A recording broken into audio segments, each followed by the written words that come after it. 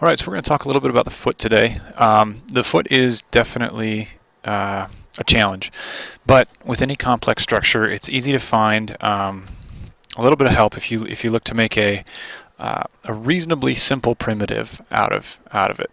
Okay, so if you imagine the foot as kind of breaking here, you can see that if we break it up this way, it's basically, and let's just add some annotation on top of here.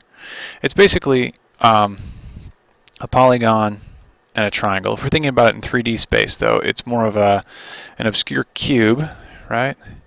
And a wedge, okay? So if we're thinking about that in 3D space, that's what we're going to wind up with, okay? This is an all right way to start thinking about the foot, okay? So we're going to have to go through a couple of different iterations of this for it to make sense. All right, so this is an okay way to start, but there's actually a more intuitive, when you think about it, version of this. All right, so I'm going to reduce these down here so they're on the same layer. Again, I'm just showing some basics here. Now they're going to break at the same spot. This is where the ball of your foot is. It allows you to, get up on your tiptoes. Or if you're playing basketball, this is where you pivot. The difference on these is this is a straight back here, and this goes straight down the heel. This one indicates that the heel kicks out a little bit. And as we know, if we can look at the profile of a heel, this is going to be a bit more accurate, okay? Because the profile of the heel does kind of have that that roundedness and that curve to it. So as you're thinking about the foot, I would go with more of the look that's happening on the right here than on the left. Okay. What this is going to allow for is a more solid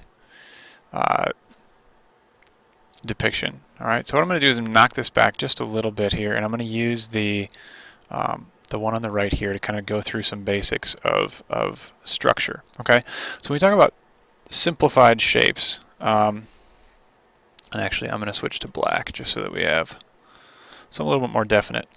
When we got simplified shapes here, I'm going to come down with the ankle. Okay, the ankle is kind of what locks these shapes together, and it's pretty darn useful for us to look at in terms of a primitive shape. And then I'm going to go like this. Now this represents the ball of the foot, but then we're allowed then to kind of make some things up here. All right, this isn't specific bone structure. Your foot has a bunch of small bones that make it up. What we don't need to concentrate on that, but what we do need to figure out is what kind of overall shape makes up the foot. And right now, this right here is a lot more helpful than a simple triangle. It fits within that triangle. It fits within that wedge. But it's a little bit more complex, and it allows us then to start to visualize this shape in more 3D space. All right. Feet are really flexible. They can offer a lot of expression in your drawings, and this shape right here is going to be more helpful to you as you try to visualize what the foot's doing and how it's shaped and how it's behaving.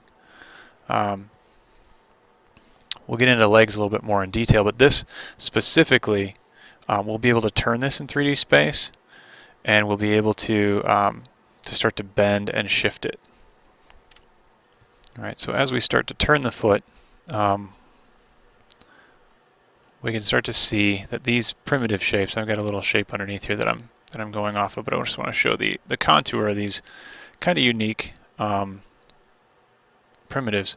They're going to show 3D planes, and they're also going to allow for a more believable contour shape. Okay, so if we take a look here, I'm just making up the foot at sort of a 3/4 angle, and I want to keep these planes in here so that we've got depth as well. This shape takes into account the arch. That's something that the wedge doesn't do. It doesn't take into account the arch, and it also doesn't take into account the tip of the toes, which actually has mass to it. All right, it doesn't just come to a point. So this right here is a little bit more helpful as we start to talk about the foot, because what it does then, if we knock these back in opacity, like if you were drawing lightly, it allows for you to make a gesture drawing, or sorry, a contour drawing over the top of your gesture, that's more accurate. All right, and yeah, that arch isn't as high, but all of a sudden we've created something that's a little bit more useful to us than just a wedge shape or a triangle shape. All right, and the same thing up here. I start to get a feel for where the ankles are and how they go into the rest of the foot. I'm not going to draw the individual toes because that's going to follow the same thing we talked about with fingers, but for the sake of this demo, I'll go there for the ankle. You get a little bit more of a sense of this three-dimensional shape and the aspect of the shape that actually comes forward to you in the camera. Actually, I am going to draw the toes. Look at that. All right. Just got to count them up, make sure there's 4 of them. And what it does then is it curves around this area as well, okay? Because the front of your toes aren't straight, right? So let's just break that up just a little bit more. We'll go back and switch that out. So this makes for a more believable, more movable shape that we can start to mess around with and change the pose of.